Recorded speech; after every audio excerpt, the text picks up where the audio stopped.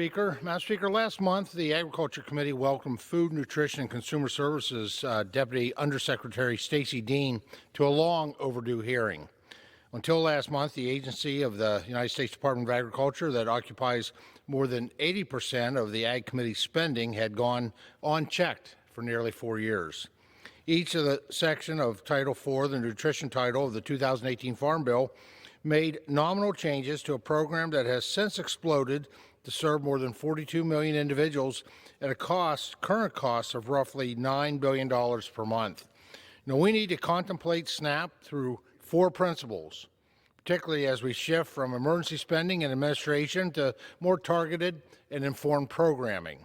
First, we need to further explore how to serve recipients through innovation and flexibility. If the pandemic has taught us one thing, it is there is no one way to serve families in need. Second, we must think about the best ways to guide recipients to independence through employment, education, and training. While waivers related to work under the former administration were logical, they are now clearly keeping employable individuals idle and disengaged. It is time to talk about reemployment, with a specific focus on those who have left the labor force.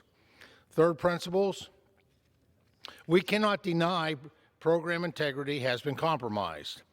I want to work with the department to return to and maintain the virtues of SNAP.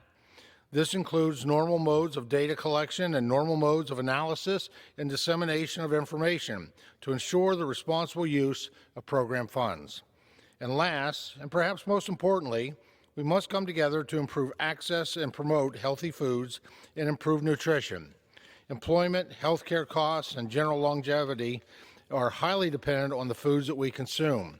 Together with modernized nutrition education initiatives, the nutrition research funding secured in the Consolidated Appropriations Act of 2021 and the existing Library of Research on Healthy Eating, USDA, is uniquely positioned to improve the nutrition of millions of households, not just those deemed healthy. Now, I think my colleagues across the aisle can agree with each of these 4 principles. Where we diverge is how to preserve the program for those in actual need without regulatory loopholes and fuzzy interpretations of the law, both of which exploit the very intent of the program. Where we diverge is the reality that this one title will cost taxpayers nearly $1 trillion over the next 10 years.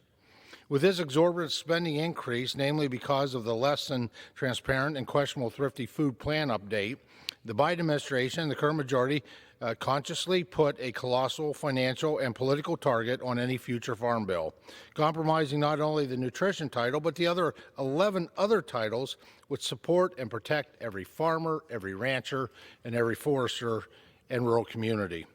And while my colleagues and I will continue to debate this attempt at executive overreach, I ask one thing of Madam Deputy Secretary, and frankly the whole department, USDA, be more forthcoming. As the ranking member of the House Agriculture Committee, I prefer to learn directly from the administration, not from lobbyists, not from reporters, not from the internet. More recently, the White House announced a conference on hunger, nutrition, and health in September. Now, this could change how we think about health and nutrition, including in the Farm Bill, but it must be nonpartisan and engage community leaders nationwide. This should be a platform for innovation, objective research, and local approaches. That hearing should be the first of many that follows the Agriculture Committee to have an honest conversation about what's working and what's not, and how we move forward towards the 2023 Farm Bill. Thank you, Madam Speaker, and I yield back the balance of my time.